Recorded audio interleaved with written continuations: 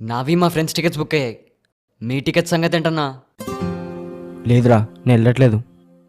అదేంటన్నా, నీ favourite hero కదా. ప్రతిసారి ఇలా టికెట్ ప్రైస్ పెంచుకుంటూ పోతే ఎలారా? ఒక హీరో సినిమా 200 నుంచి 300 చేస్తే ఇంకో హీరో సినిమా 3 నుంచి 400 చేశారు. ఇప్పుడు ఏకంగా 600. టికెట్ ప్రైస్ పెంచడంలో కాంపిటీషన్ ఏంట్రా?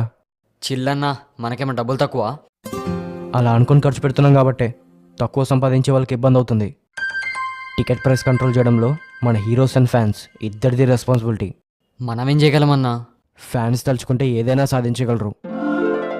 మనం చూస్తా పోతే బయర్స్ పెంచుతా పోతారు. అదే మన ఫ్యాన్స్ అందరూ కలిసి ఒక్క మూవీ థియేటర్కి వెళ్ళి చూడకుండా చాలరా, ఆటోమేటిక్గా టికెట్ ప్రైజెస్ తగ్గొస్తాయి.